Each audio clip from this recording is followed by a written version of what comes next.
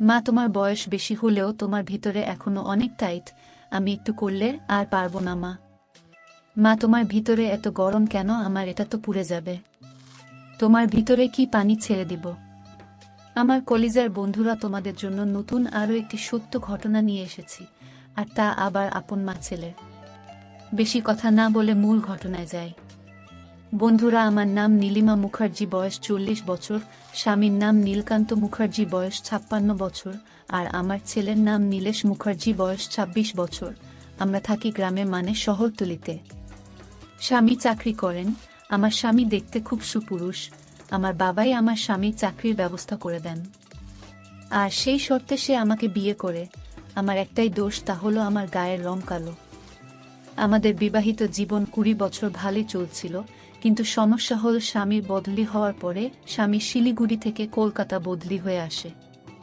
তারপর কুকর্মে ধরা পড়ে সে দ্বিতীয় বিবাহ করছে, যেটা আমি ও আমার ছেলে জানতে পারি কিছুদিন পর। এতে স্বামীর সাথে আমার তুমুল অশান্তি শুরু হয়। সে বাড়িতে খুব কমই আসে, কিন্তু আমার ছেলের কাছে আমাদের চলার মতো টাকা পাঠিয়ে দেয়। আমি ছেলের কাছে এই নিয়ে অনেক দুঃখ করি, তোর বাবা এরকম বেইমানি করতে পারল। আমি একটু শান্ত প্রকৃতির মহিলা, তাই স্বামীর সব অন্যায় মুখ বুজে সহ্য করে যাচ্ছি। 6 মাস হয়ে গেল স্বামী বদলি হয়ে এসেছেন, কিন্তু আমরা তার কুকর্ম জানার পর আর সে বাড়িতে রাত কাটায়নি। মাঝে মাঝে আসেন, কিন্তু থাকেন না, টাকা দিয়ে চলে যান। এতে আমি আমার ছেলেকে শুধু বলি, তুই একটা কিছু করতে পারলে ওর টাকা আমি খেতাম না। আমার ছেলে নীলেশ অনেক চাকরির পরীক্ষা দিয়েছে, কিন্তু কোনো সুরাহা হচ্ছে না। একদিন নীলেশ চাকরির খোঁজে বেরিয়েছে, আমাকে বলে গেছে যদি কোনো সাধারণ চাকরিও পায় তাও করবে। ইতিমধ্যে আমার ছেলে নীলেশের বাড়িতে পোস্ট লেটার আসাতে আমি তাড়াতাড়ি নীলেশকে ফোন করে বাড়ি আসতে বললাম। নীলেশ বলে, কেন, কি হয়েছে মা? আমি বলি, তোর কল লেটার এসেছে। নীলেশ আসছি বলে ফোন রেখে দিল। ছেলে বাড়ি ফিরতেই আমি ওর হাতে লেটারটি দিয়ে বললাম, কষ্ট সফল হয়েছে। নীলেশ বলল, ওমা কি আনন্দ, চাকরি কাছাকাছি, বাড়ি থেকে যেতে পারবো। আমি বললাম, ভগবান আমার মুখের দিকে তাকিয়েছে।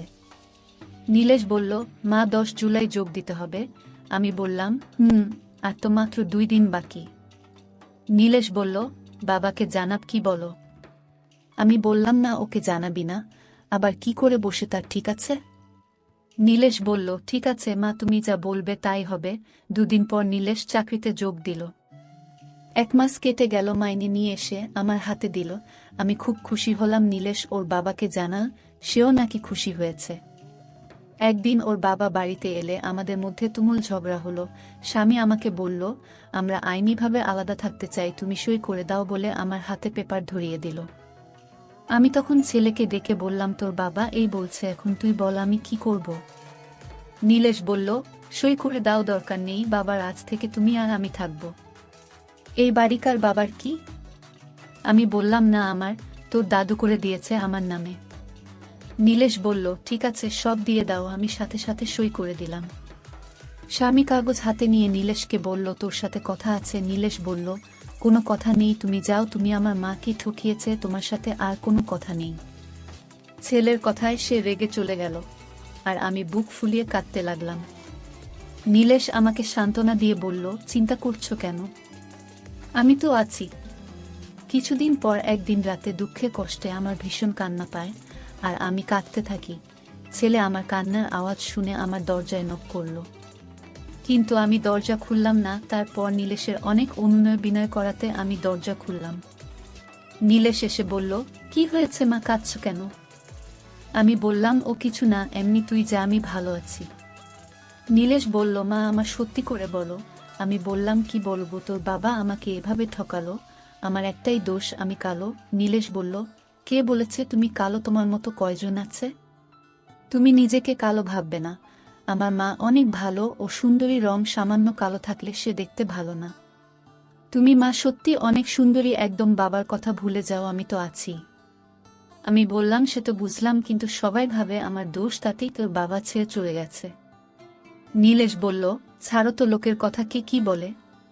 আমি জানি আমার মা কেমন, আমার মায়ের মতো ভালো মা আর কেউ নেই। আমি তোমার ছেলে, তাতেও আমি গর্বিত। আমি বললাম, তুই আমার মন রাখার জন্য এসব বলছিস? নীলেশ বলল, একদম না মা, তুমি সত্যি খুব সুন্দরী। আচ্ছা, কাল তোমাকে আমার সাথে যেতে হবে। আমি বললাম কোথায়? নীলেশ বলল, যেখানে নিয়ে যাব সেখানে যাবে, কোনো কথা হবে না। আমি বললাম ঠিক আছে, নিয়ে যাস। নীলেশ আমাকে বিদায় বলে নিজের ঘরে গিয়ে শুয়ে পড়ল। পরের দিন সকালের খাওয়া শেষ করে নীলেশ আমাকে নিয়ে একটু দূরে একটা বিউটি পার্লারে গেল। 2000 টাকা খরচা করে আমাকে বাড়ি নিয়ে এল। আমি বললাম, আমার পিছনে এত টাকা খরচা করার কোনো মানে হয় না। নীলেশ বলল, তা জেনে তোমার কোন দরকার আছে? এবার একবার আয়নায় নিজেকে দেখো আর বলো সত্যি তুমি সুন্দর কিনা।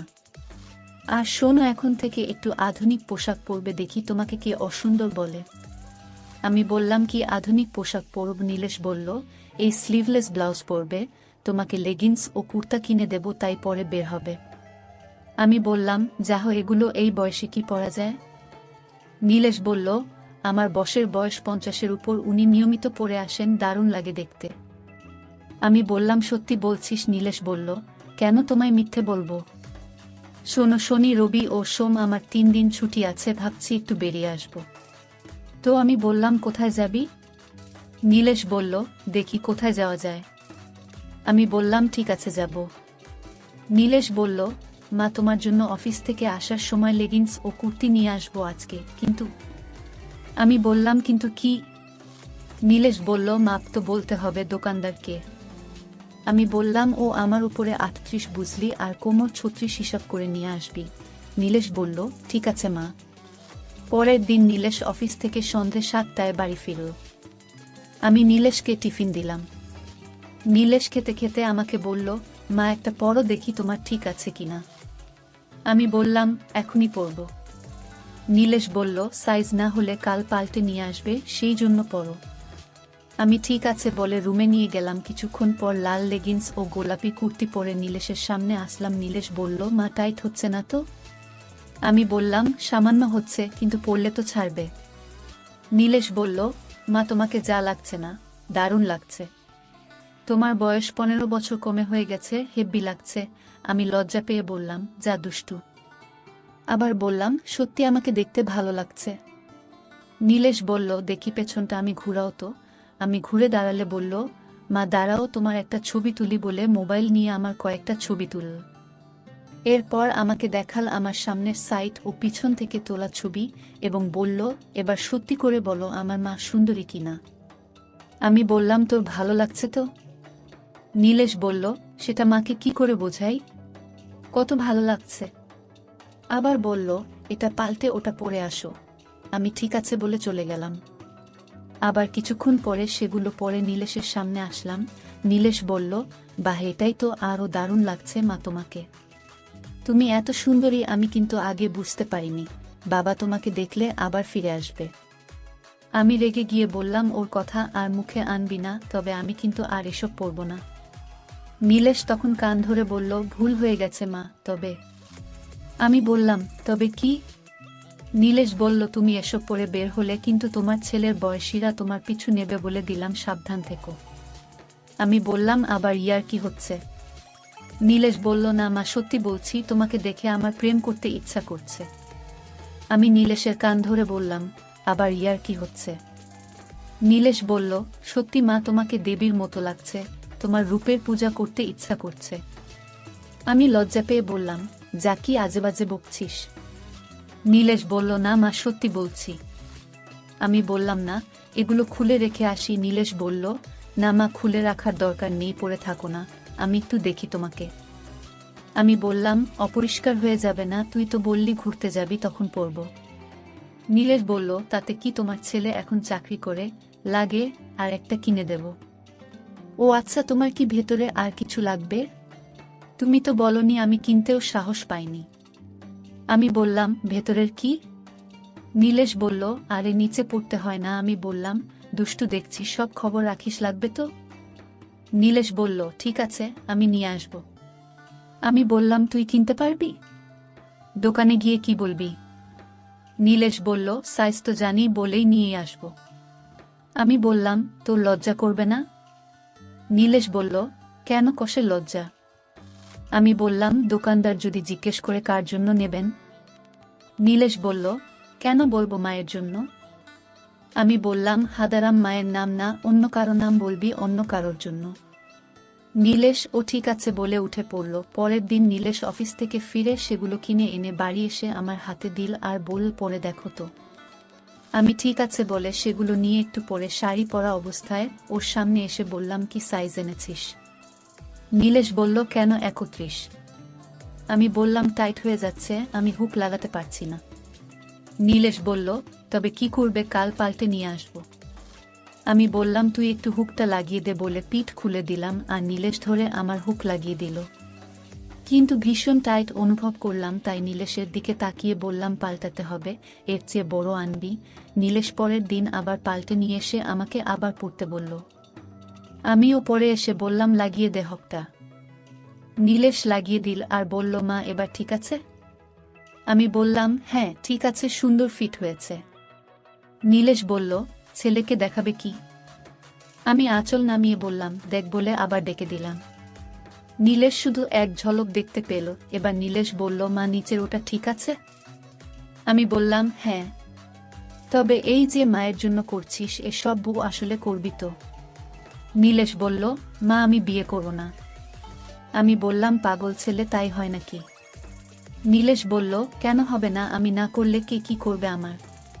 তারপর আমি ঘরে গিয়ে নাইটি পরে এলাম এবং বললাম, কোথায় যাবি বললি না তো? নীলেশ বলল, চলো কাল সারাদিনের জন্য কলকাতা ঘুরব। তুমি নিকো পার্ক, বিক্রিয়া, জাদুঘর গেছ? আমি বললাম, না, কোথায় আর গেলাম, আর কবে গেলাম? নীলেশ বলল, সারাদিনের জন্য যাব আর রাতের খাবার খেয়ে আসব। আমি বললাম, ঠিক আছে, শনিবার যাব, কাল বাদ পরশু কেমন? নীলেশ বলল, ঠিক আছে, তাই হবে। শনিবার আমরা দুজনে, মা আর ছেলে, রেডি হতে লাগলাম। নীলেশ জিন্স আর টি শার্ট পরল। আমি ওকে বললাম, আমি কোনটা পরবো? নীলেশ বলল, লাল লেগিংস আর হলদে কুর্তি পরো। আমিও তাই করলাম। আমরা মা ছেলে বেরিয়ে 9:30টায় জাদুঘরে পৌঁছলাম। টিকিট কেটে ভেতরে ঢুকলাম, ঘণ্টাখানিক ভেতরে ঘুরে দেখলাম। তারপর বেরিয়ে রেস্টুরেন্টে ঢুকে খাওয়া দাওয়া করে ট্যাক্সি নিয়ে পার্কের দিকে গেলাম। সেখানে সব জোড়া জোড়া বসে আছে। নীলেশ আমাকে বলল, মা এখানে একটু বসবে? আমি বললাম, হ্যাঁ চল একটু বসি। আমরা পুকুরের পাড়ে চলে গেলাম। সেখানে একটা ফাঁকা বেঞ্চ পেলাম, সেখানে গিয়ে বসলাম। সব বেঞ্চে যা হচ্ছে তা বলে বোঝাতে পারবো না, সবকিছু ওপেন ভাবে ধরাধরি হচ্ছে। আমি একটু লজ্জা পেলাম আর এদিক ওদিক দেখছি, আবার নীলেশের দিকে তাকাচ্ছি। নীলেশ তখন বলল, মা এখান থেকে যাবে নাকি? আমি বললাম, কোথায় যাব? নীলেশ বলল, ঠিক আছে তাহলে বস। আমি বললাম, নিরিবিলি জায়গা। কিন্তু? নীলেশ বলল, কিন্তু কি? আমি বললাম, না, এই যা হচ্ছে তাই বলছি। নীলেশ বলল, কি হচ্ছে?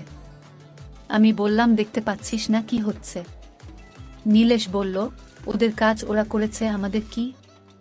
আমি বললাম, সে ঠিক আছে, দেখো ওই দিকে কোনায় এক বয়স্ক মহিলা আর একটা ছোট ছেলে কি করছে, এটা ঠিক না। নীলেশ বলল, বাদ দাও তো, ওদের মধ্যে কি সম্পর্ক? আমরা জানি নাকি? আমি বললাম, বয়সের একটা সামঞ্জস্য আছে তো। নীলেশ বলল, ভালোবাসা করতে বয়স লাগে না, মনের মিল হলেই হলো। আমি বললাম, তা ঠিক বলেছিস। নীলেশ বলল, চল একটু হাঁটি, ওই ঝোপের পাশ দিয়ে কি সুন্দর ছোট গাছ।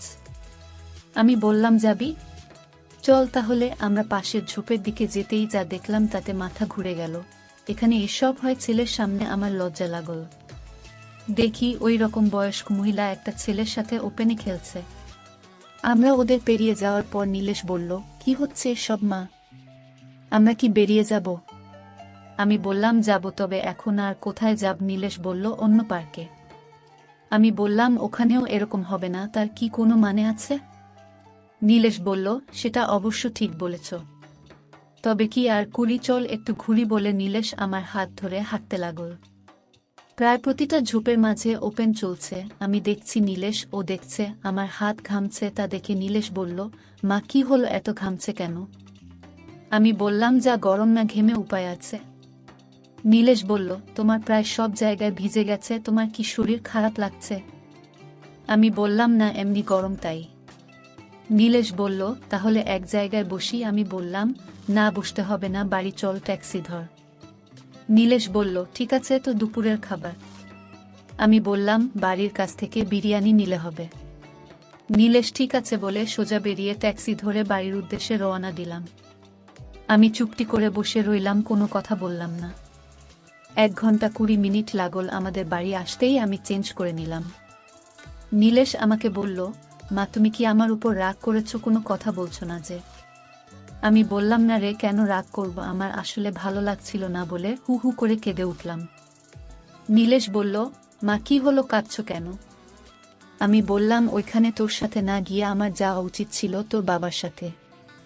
তোর বাবা আমাকে ছেড়ে অন্যকে নিয়ে ফুর্তি করছে। কিছু না বাবা, তুই আমার সোনা ছেলে, তোর উপর রাগ করতে পারি, তুই আমাকে খুশি রাখার জন্য অনেক চেষ্টা করছিস। নীলেশ বলল, মা তোমাকে বলছি না, বাবাকে ভুলে যেতে, উনার কথা মাথায় আনবে না। আমি বলেছি তো বাবার অভাব আমি পূরণ করব, তোমার যখন যা লাগবে আমাকে বলবে, আর তুমি বাবার কথা ভেবে মন খারাপ করছো, এটা ঠিক না মা। আমি একটু হেসে বললাম, আমার ভুল হয়ে গেছে খোকা, মাফ করে দে। নীলেশ বলল, ঠিক আছে, ভেবেছিলাম কিছু কেনাকাটা করব, তা আর হলো না। আমি বললাম, কি আবার কেনাকাটা করবি? নীলেশ বলল, তোমার জন্য শাড়ি ও গয়না কিনো ভেবেছিলাম। আমি বললাম, কি গয়না? নীলেশ বলল, একটা নেকলেস। আমি বললাম, সত্যি বলছিস? নীলেশ বলল, তবে কি মিথ্যে, তুমি মুখ গোমরা করে চলে এলে। আমি বললাম, সন্ধ্যের পর আবার চলো। নীলেশ বলল, যাবে তো? আমি বললাম, হ্যাঁ যাব। দুজনে সন্ধ্যার পর গেলাম। পিসি চন্দ্র শপ থেকে একটা নেকলেস নিলাম, ও আমাকে শাড়ি ও স্লিভলেস ব্লাউজ কিনে দিল। সব কিনে বাড়িতে এলাম 9:30টার সময়। সামান্য বৃষ্টি হচ্ছিল। আমি বললাম, আগে খেয়ে নিই, তারপর দেখা যাবে। নীলেশ খেতে খেতে বলল, আর বাবার কথা মনে করবে না তো? আমি বললাম, না করব না, তোর বাবা আজ পর্যন্ত কোনোদিন একটা সোনাও আমাকে দেয়নি। আমি খুব খুশি। খাওয়া শেষ হতেই নীলেশ বলল, এবার একটু পরে দেখাও। আমি দেখাচ্ছি বলে সব হাতে নিয়ে বললাম, আমার ঘরে আয়, ওখানে বসে পড়ব। নীলেশ বলল, দাঁড়াও, বাইরের সব বন্ধ করে দেই, তুমি গিয়ে পড়তে শুরু করো। তারপর নীলেশ গেট বন্ধ করে আলো নিভিয়ে আমার ঘরে এল। আমি তখন ভিতরের কাপড় বসে আছি। নীলেশ আসতেই বললাম, হুকটা লাগিয়ে দে, মোটা শরীর তো হাতে পাই না। নীলেশ পেছন থেকে লাগিয়ে দিল আর আমার কোমল পিঠে আলতো করে হাত বুলিয়ে নিল। তারপর শাড়িটা পরলাম, সবশেষ নেকলেস পরলাম। তারপর আমি নীলেশের সামনে দাঁড়িয়ে কোনো কথা না বলে চোখ দিয়ে জল ছেড়ে দিলাম। নীলেশ উঠে দাঁড়িয়ে আমাকে জড়িয়ে ধরে বলল, মা কি হলো, কাঁদছো কেন? বন্ধুরা, আজকের ভিডিওটা